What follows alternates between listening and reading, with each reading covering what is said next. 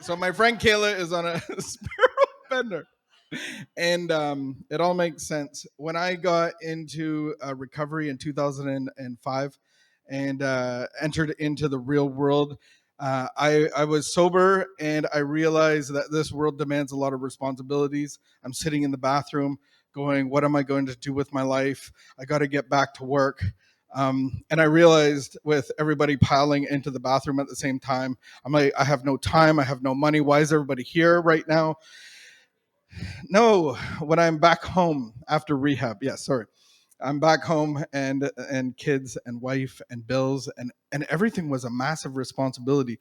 And I entered into the life that I had and it's demanding of payments and all that stuff. And my identity was I'm a truck driver.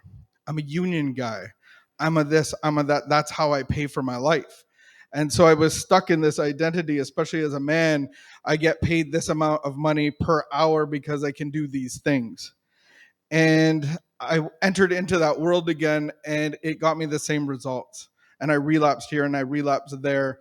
And I was living out of my identity of my 30 years prior. And so what I did one day, I had a day off because it was raining and I was driving a big dump truck and we are moving earth and making ponds. Cool stuff. And we took the day off because it was raining a little bit. Went and saw my dad. We had a little bit of breakfast and saw a teaching. And the teacher was talking about seeking God first, seeking recovery first, seeking the new life first, and how like the birds of the air, the Creator that's created all things, the birds, the trees, they don't work, they don't aren't defined by what they get per hour, and God takes care of them. And a light bulb came on, and I said, I'm gonna be like a bird. I'm going to quit my job and no one's going to hold me down. I don't need no money. And I said a weird prayer. And I said, you got me sober. And if I need a job, I'm sure you'll get me one, but I'm not going to help you. So there, challenge. And so I went out about my business. I volunteered and I hung out and I went wherever I thought God may be, where His children that might need me, and serving soup and sandwich and all those kind of things to a variety of different people and to different outreaches. And I finally got a job because I entered a new life. And this job paid me. I was working at a care home for mentally ill guys, and my resume would never have allowed me to do that, but the kindness of another man did.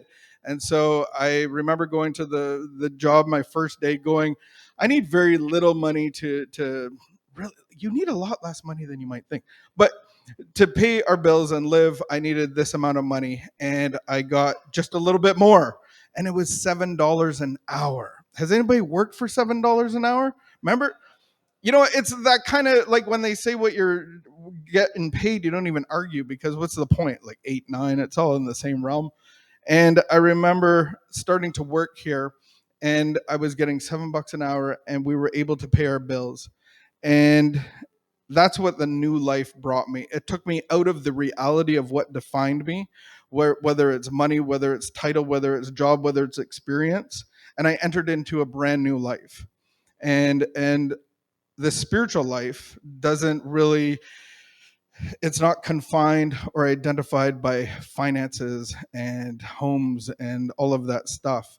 And my friend tattooed, she said she wanted to tattoo me, and I got a hand tattoo, and it's a picture of Sparrow. Sparrow. Because God, the creator, has created me and He's created the sparrow. And He's going to take care of me. He's going to take care of my family. He's going to take care of all of the remedial things that we work so hard for. And I just have to let Him do His job and I get to do my job. And that's not work for a living. Okay, we do have to work here and there.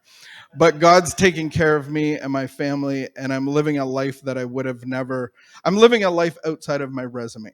And that's what the spiritual life is. When you enter that, you get to crumple up your resume, put it in the basket, and enter a new life.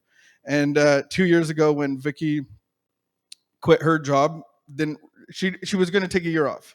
Three years. She was going to quit her job. She Her job ended, and she was going to take a year off. And in that year, she had a massive spiritual experience. And in the same manner that I did, she crumpled up her resume and threw it in the basket. And she said, "I think if I could get a job, maybe just a simple barista, maybe that's what I'll do." And here she is today, faking baristering. And this new life, I get new results, and the results are peace and satisfaction and contentment and happiness. And there's something inside of me that was never there before. And God's taking care of all the outside stuff, and he comes on the inside, and there's his love inside of me that gets to come out. So that's kind of my little meditation and my sparrows.